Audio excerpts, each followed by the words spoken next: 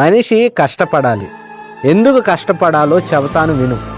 ఒకరింట్లో ఒక పంది ఒక నక్క రెండు ఉండేవి. పంది చాలా కష్టపడి పని చేసి మధ్యాహ్నం భోజనానికి ఇంటికి వచ్చేది. కానీ నక్క పని చేయడం మానేసి చెరుకు తోటల్లో తిరుగుతూ ఊలల వేస్తూ ఇంటికొచ్చే సమయంలో బాగా బురదలో పొల్లాడి మరీ వచ్చేది. కానీ పంది మటుకు ఇంటికి వచ్చే సమయంలో బాగా శుభ్రంగా ఒళ్ళు కడుక్కొని ఇంటికి వచ్చేది. కానీ ఓనరు పందిని చూసి ఇదేం పని చేయడం లేదు అని దానికి మంచినీళ్ళ వరకు పోసేవాడు. కానీ నక్కను చూసి ఇది బాగా పని చేస్తుందని దానికి మటుకు మంచి ఆహారం పెట్టేవాడు. సో మోసం అనేది ఎన్ని రోజుల్లో దాగదు.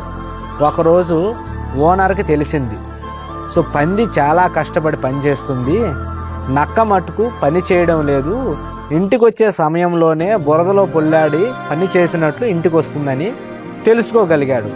సో కొన్ని రోజులకి ఎవరు కష్టపడుతున్నారో ఎవరు కష్టపడలేదో యజమాని తెలుసుకొని నక్కను కొట్టి తరిమేసి పందికి తన పిల్లనిచ్చి పెళ్లి చేసి ఇల్లరికం అల్లుడిగా తెచ్చుకుంటాడు. మోసం చేసి పని చేయకుండా ఉన్నవాడు బయటికి తరిమేశాడు. ఇంటి పనివాడు ఇల్లరికం అల్లుడు అయ్యాడురా. కష్టపడినవాడు ఎప్పటికీ వెనక్కి తిరిగి చూడడు. దీన్ని బట్టి మీకు ఏమర్థమైంది కింద కామెంట్ చేయండి. సో చాలామంది ఎందుకు కష్టపడాలి, కష్టపడితే ఏమొస్తుంది అనుకునే వాళ్ళు ఉంటారు కదా, ఆ వాళ్ళకి ఈ వీడియో ఫార్వర్డ్ చేయండి. అండ్ ఈ వీడియో చూసిన తర్వాత మీ ఒపీనియన్ కింద కామెంట్ చేసి నా ఛానల్ సబ్స్క్రైబ్ చేయండి. Thank you so much. Bye. Sign of.